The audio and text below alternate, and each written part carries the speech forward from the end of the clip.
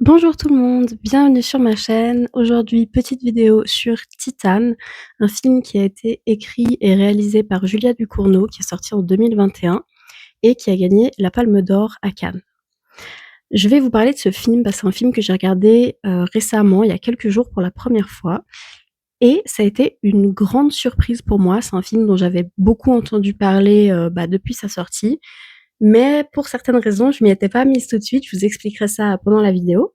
Donc dans cette vidéo, ce que je vais faire, c'est que je vais vous parler je vais vous faire un résumé et je vais vous donner mon avis. Et ces deux parties-là, elles seront sans spoiler. Comme ça, si vous n'avez pas vu le film et que vous voulez avoir un avis, savoir un peu de quoi ça parle sans vous spoiler, vous pouvez.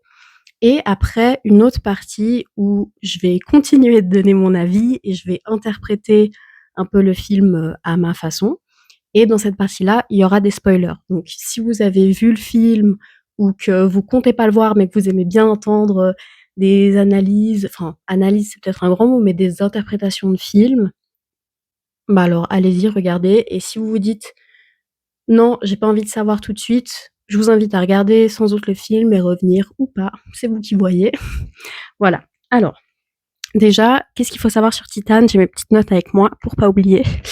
Ce qu'il faut savoir, c'est que c'est un film qui est destiné à un public adulte et averti, hein. C'est un film qui traite de sujets euh, importants et de sujets un peu qui peuvent choquer. Enfin, c'est pas forcément les sujets qui peuvent choquer, c'est plus comment ils sont montrés. Donc, moi, ce que je vais faire, c'est que je vais mettre des trigger warnings, mais je vais les mettre en description de la vidéo. Comme ça, si jamais il y a des gens qui veulent savoir ce que c'est les trigger warnings, vous pouvez aller regarder dans la vidéo, enfin dans la description. Et je sais qu'il y a des gens qui ne veulent pas savoir parce qu'ils considèrent ça comme du spoil. Donc voilà, donc ceci, je vous invite à ne pas regarder la description de la vidéo. Voilà, comme ça vous ne serez pas spoilés. Mais au moins, ils sont là pour ceux qui le veulent. Et du coup, Titane, de quoi ça parle? On y vient tout de suite. Titane, ça va parler de deux personnages, disons.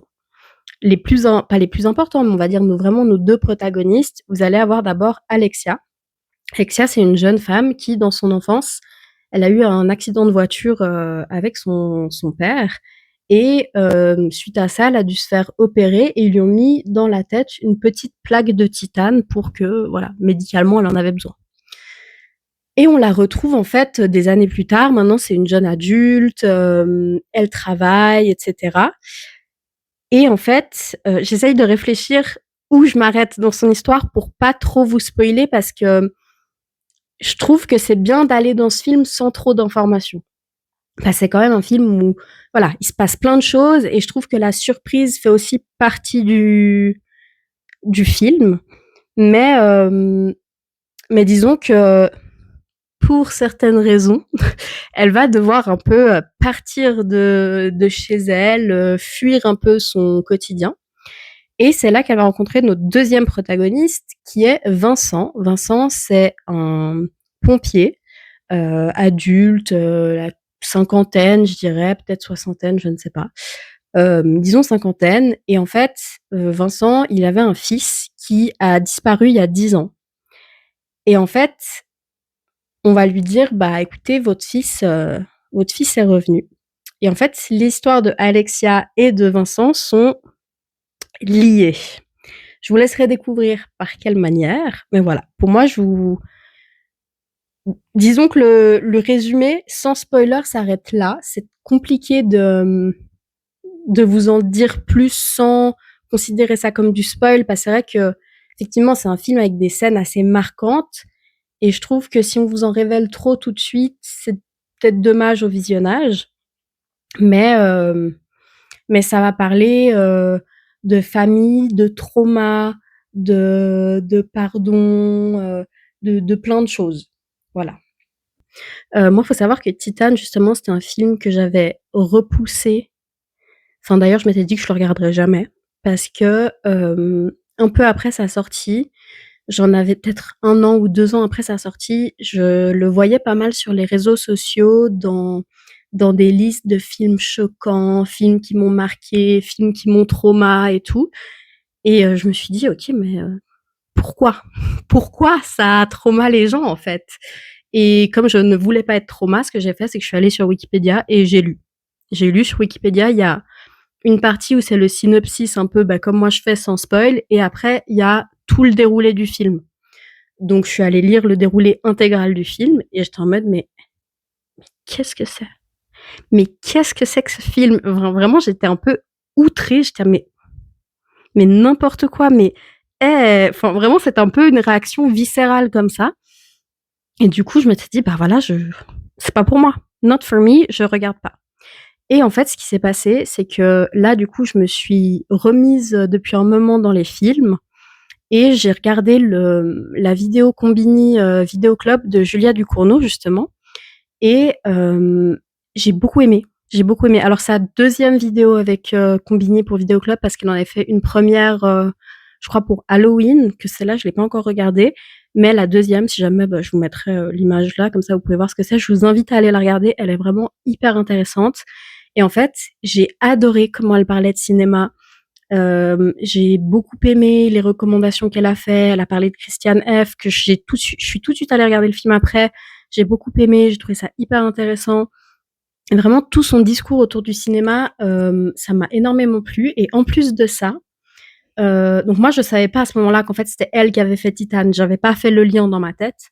Et en plus de ça, elle avait parlé d'un film ou d'un court-métrage, je sais pas exactement si c'est un court-métrage ou un film, mais enfin un court-métrage ou un long-métrage, on s'entend.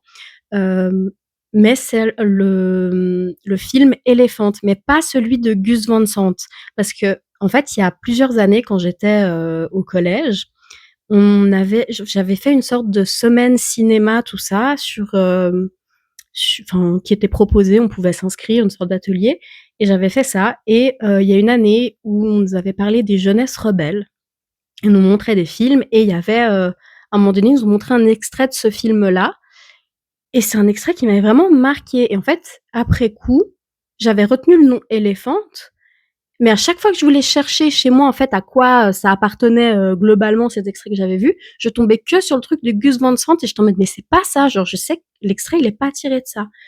Et du coup, j'étais en mode, ok, mais peut-être que j'ai confondu, peut-être que Elephant, je sais pas, c'est un autre film dont ils en ont parlé, j'ai mélangé les noms et tout. Et là, c'était vraiment la première fois, et ça fait vraiment des années et des années, et c'est la première fois qu'il y a quelqu'un qui me retrouve, enfin, je lui ai pas demandé, hein, elle en a parlé d'elle-même, mais j'ai trouvé ça fou, j'étais en mode, oh, la coïncidence, mais merci Julia, merci de enfin me trouver ce film duquel est tiré cet extrait. Donc voilà, j'étais très contente. Pareil, je vous mettrai le nom parce que je me rappelle plus du nom du réalisateur. Je sais que c'est pas celui de Gus Van Sant, mais l'autre, donc je vous le mettrai. Mais en tout cas, voilà, moi c'est cette interview-là qui m'a fait dire, ok, j'aime bien ce qu'elle fait, et du coup je suis allée, enfin j'aime bien ce qu'elle raconte, et je suis allée voir ce qu'elle avait fait. J'étais en mode ah mais c'est elle qui a fait Titane. Ok, bon, ok. Là il y a déjà plusieurs années qui étaient passées. Moi j'ai changé, etc.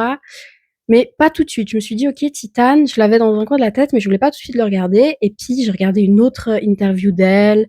J'ai re-regardé son Combini. Et en fait, petit à petit, en l'entendant parler, je me suis dit, ok, faut que je regarde Titane, en fait. Il faut que je regarde Titane. Parce qu'elle a fait un autre film. Titane, c'est son deuxième film. Elle a fait un autre film qui s'appelle Grave. Et celui-là, pour le coup, je suis pas encore prête à le regarder. Parce que je pense qu'il va être plus graphique peut-être que Titane. Donc là, c'est l'impression que j'ai. Je suis pas encore prête à ça. Mais du coup, je me suis dit, ok, Titane, pourquoi pas? Je me rappelais très brièvement de ce que j'avais lu il y a quelques années, mais je me rappelais pas de la fin, je me rappelais pas, voilà, je me rappelais un peu du début, et c'est tout. Je me suis dit, allez, c'est parti. Mon avis sur le film, du coup, en fait, j'ai beaucoup aimé. J'ai beaucoup aimé, j'avais beaucoup d'a priori, du coup, vis-à-vis de la lecture du résumé que j'avais faite il y a quelques années.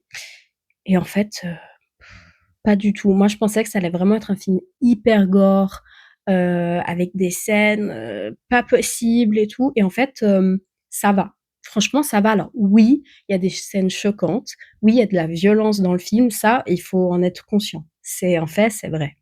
Cependant, c'était vraiment beaucoup moins pire que ce que je pensais à ces scènes-là. En fait, je pensais que, voilà, fallait vraiment détourner les yeux de l'écran, tout ça, et en fait, ça va. Enfin, après, chacun a sa sensibilité, hein, bien évidemment, mais Mais franchement, c'était pas, aussi, comment dire?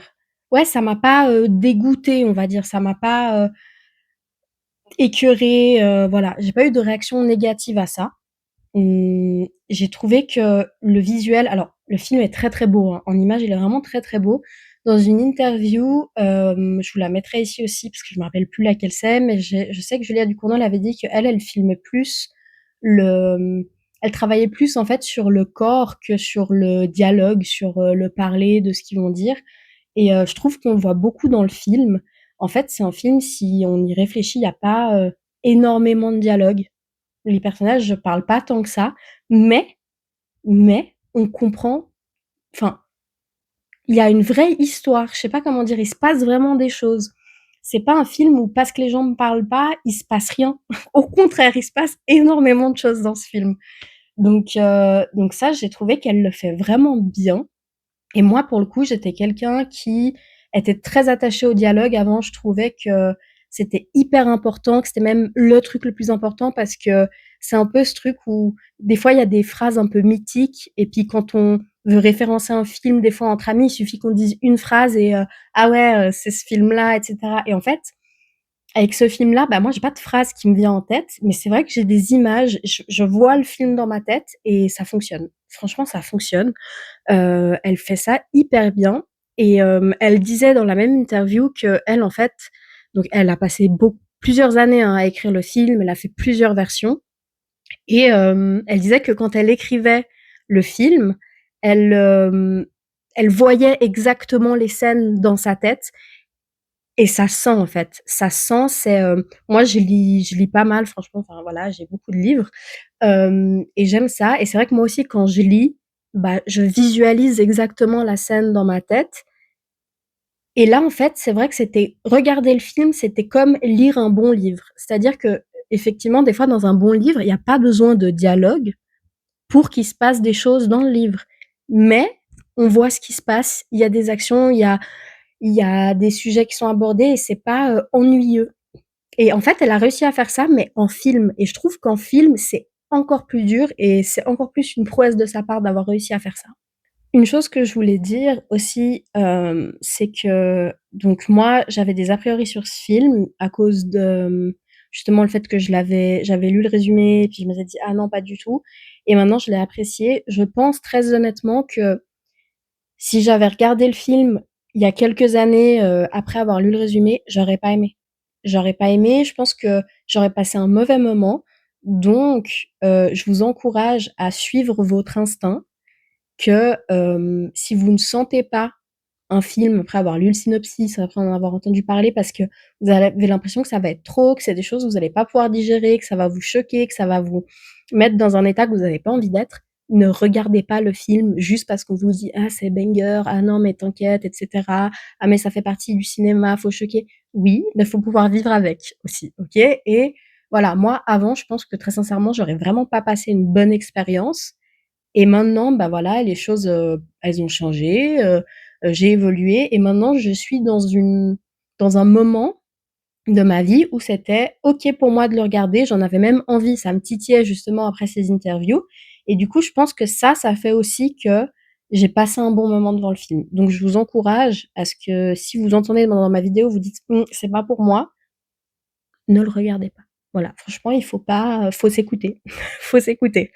Alors, une autre chose que je peux vous dire avant de passer, après à la partie, avec un peu du spoiler, du film, c'est que c'est un film, moi j'ai beaucoup aimé parce qu'il est très, libre d'interprétation. Dans le sens où c'est pas, une fin ouverte ou des choses comme ça. Enfin, il se passe des choses assez, linéaires, assez concrètes, mais, le sens des détails est pas, comment dire ça? Il est pas, explicite, voilà et je pense que c'est voulu et moi j'aime beaucoup ce genre de choses, ce genre d'histoire où il y a on peut avoir plusieurs interprétations, du même film, en fait, sans que ça change ce qu'on a tous vu, vous voyez? Juste de se dire: «Ah mais en fait, ce qu'on a vu, ça s'est passé parce que ah si ça et en fait on va chercher les détails là et puis chacun on a peut-être notre interprétation et moi j'aime beaucoup, enfin dans la même interview toujours de Julia Ducournau, elle parlait de la relation entre le père de Alexia et Alexia et elle disait qu'elle avait volontairement laissé une ambiguïté de est-ce qu'ils se comportent comme ça l'un envers l'autre à cause du père ou à cause de la fille? En fait, qui a commencé des deux? Et c'est pas dit dans le film.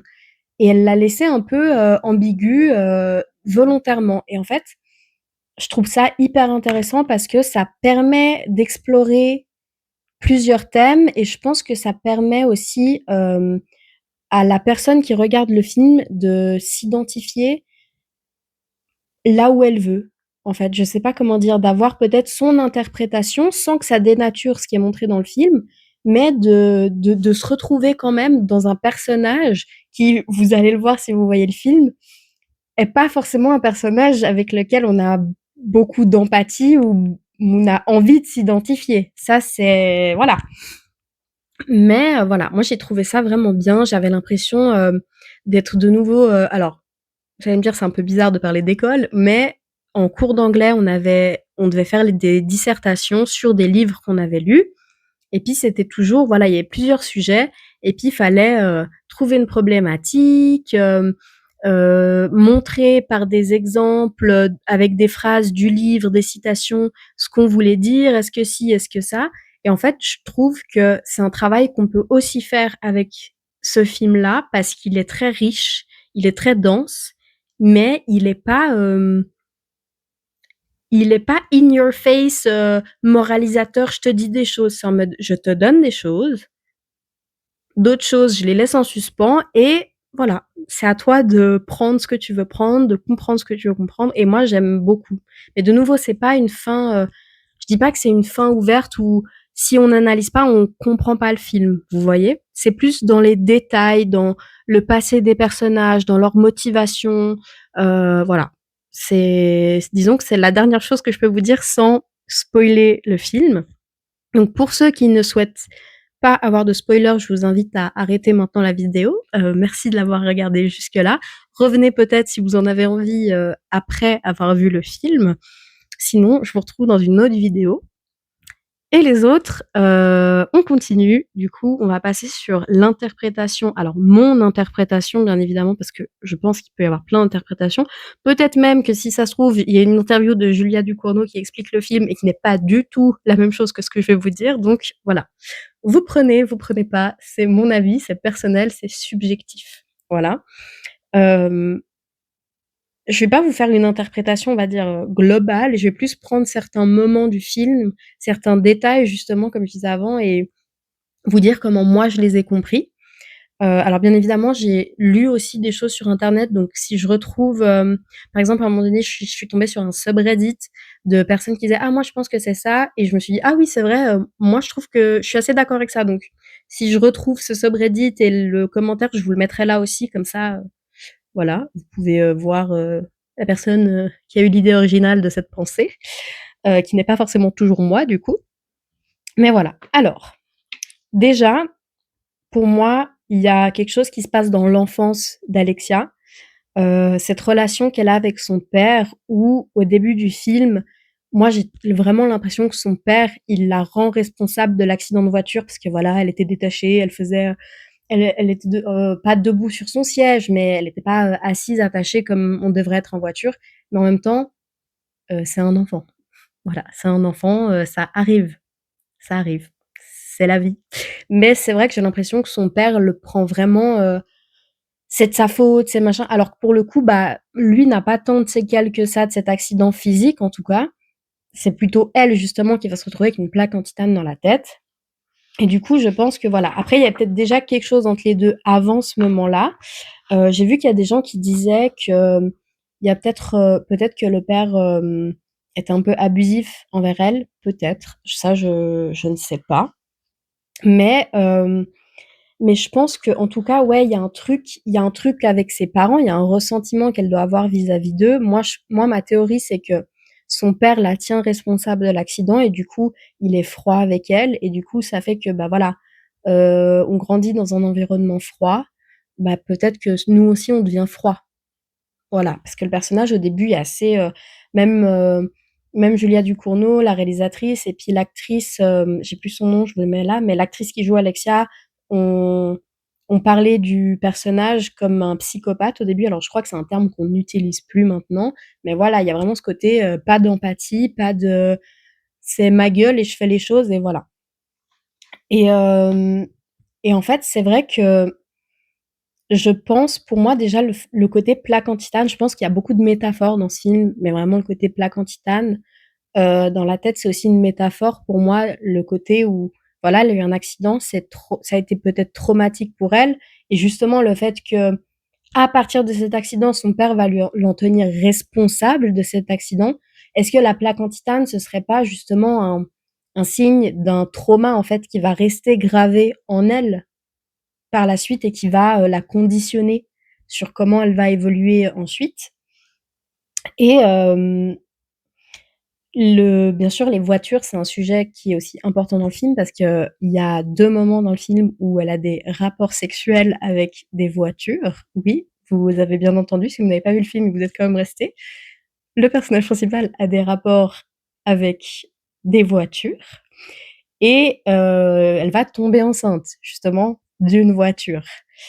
Hem, Moi, je pense que ça peut en fait, ça peut être vu de plusieurs façons, mais je sais que des fois quand on a des traumas, il peut y avoir plusieurs réactions. Soit on peut éviter complètement, tout ce qui nous a traumatisés, soit je sais qu'il y a certaines personnes qui vont, y retourner en fait. On y retourne, on y retourne, on y retourne et elle, c'est une danseuse, mais elle danse, bah, en tout cas quand on la voit danser, on la voit danser sur une voiture, dans un local où il y a plein de voitures.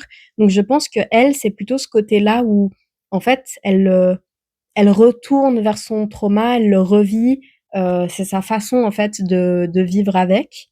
Je sais pas si c'est positif, je ne pense pas et en fait, voilà, à un moment donné, bah, elle tombe enceinte de la voiture. Moi, je pense que c'est vraiment un truc, une métaphore aussi ou pour dire, bah, en fait, son trauma, elle continue de le porter en elle et si elle continue dans cette direction-là, ça va continuer de l'affecter toute sa vie et possiblement, peut-être, ses futurs enfants.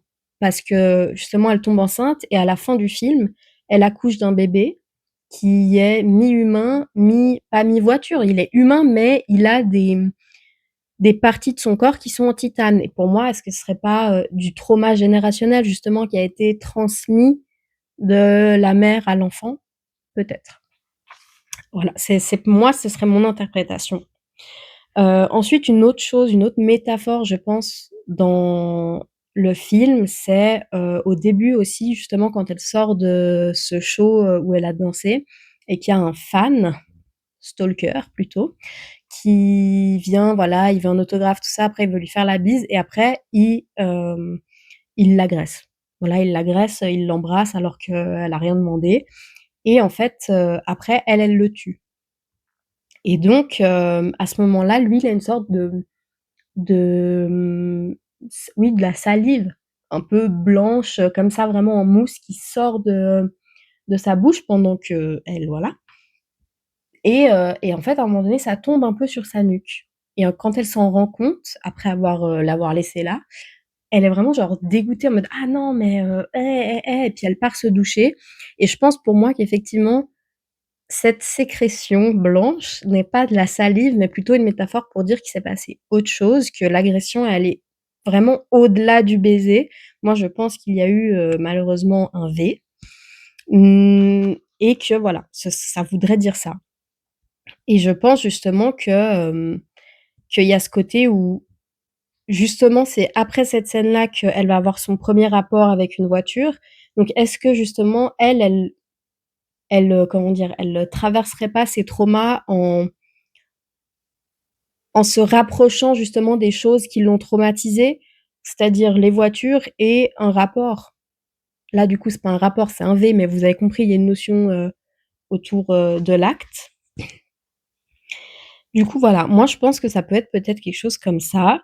Je me suis demandé aussi quelles étaient les motivations du personnage parce qu'à la fin du film, du coup, Alexia meurt et moi, selon, du coup, mes interprétations, que la plaque de métal, ce serait le trauma et cetera, c'est au moment où elle accouche, il y a la plaque de métal dans sa tête qui se déloge et qui la tue.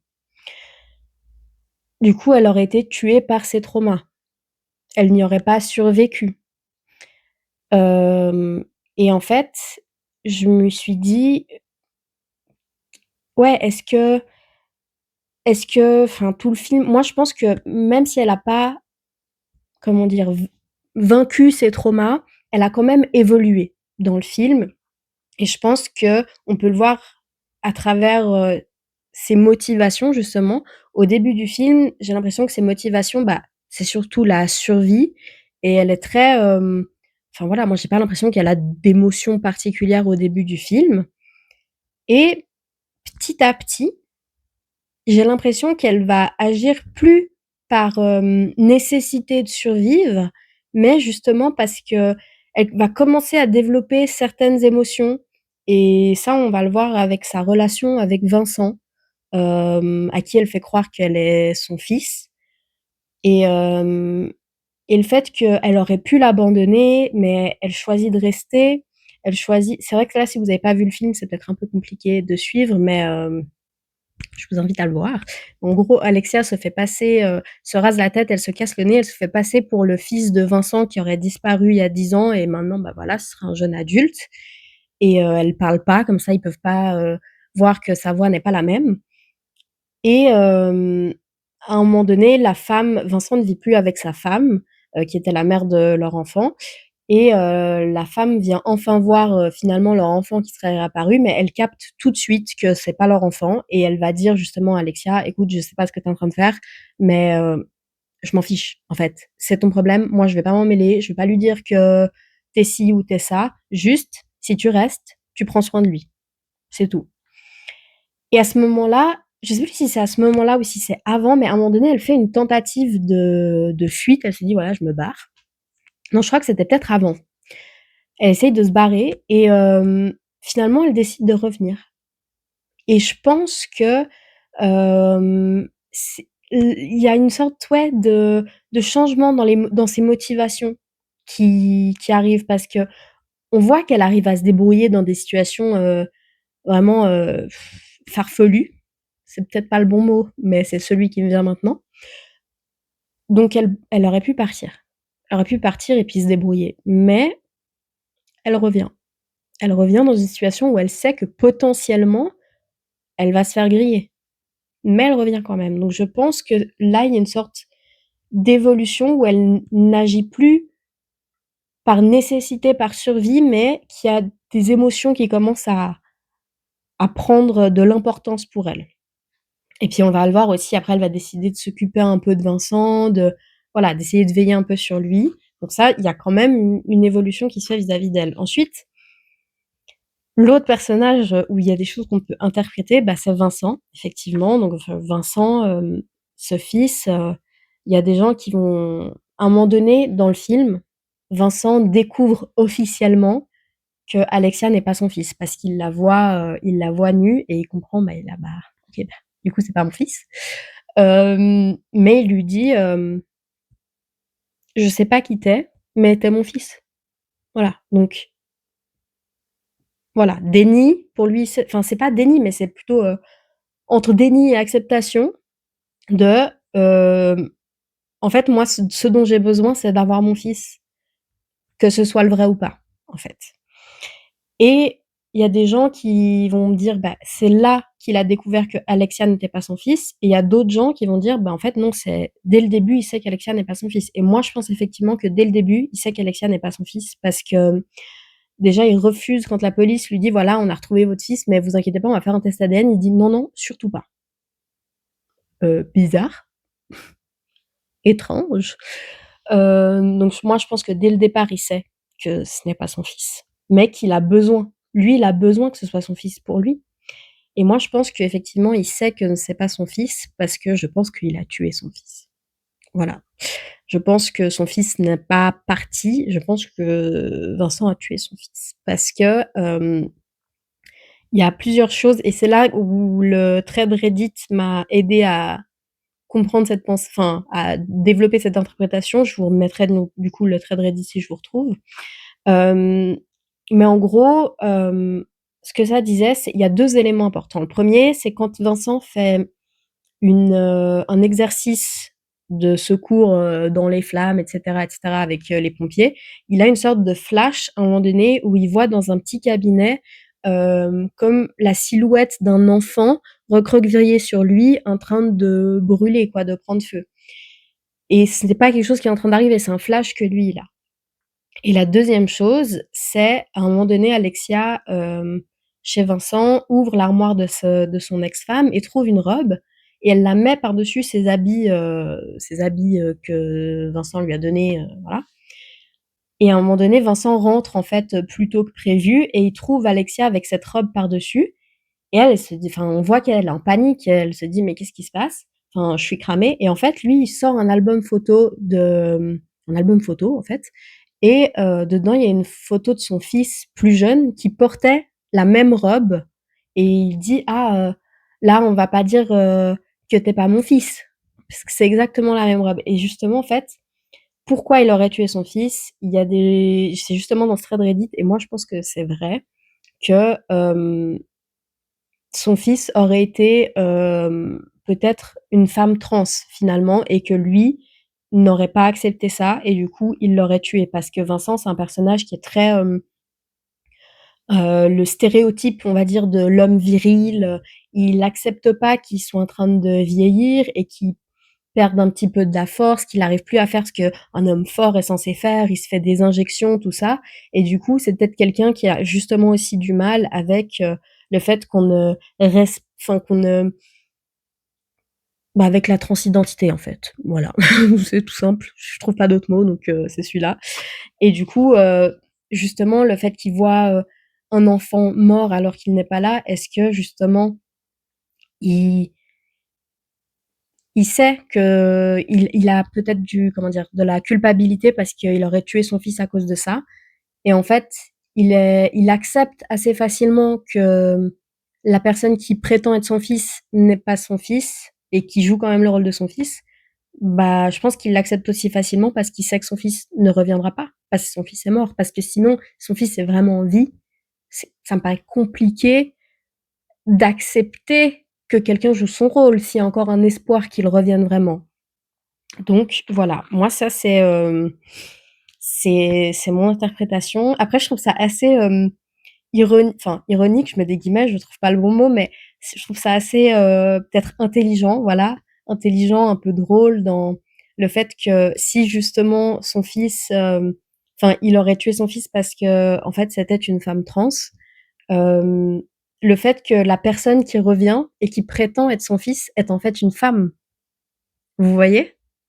Je trouve que c'est intéressant peut-être comme système de pensée. Une femme qui se déguise en homme, en plus. Donc une femme qui doit jouer le rôle d'un homme, mais qui est en fait une femme. Vous voyez, c'est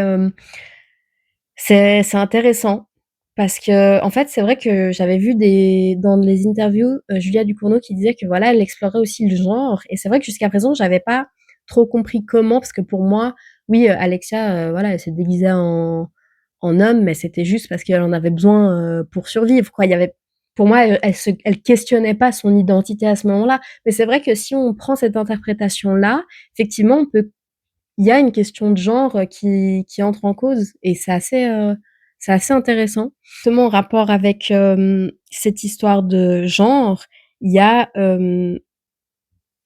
si justement Vincent aurait tué son fils à cause de ça. Je suis désolée, je dis fils, mais c'est pour situer les personnages.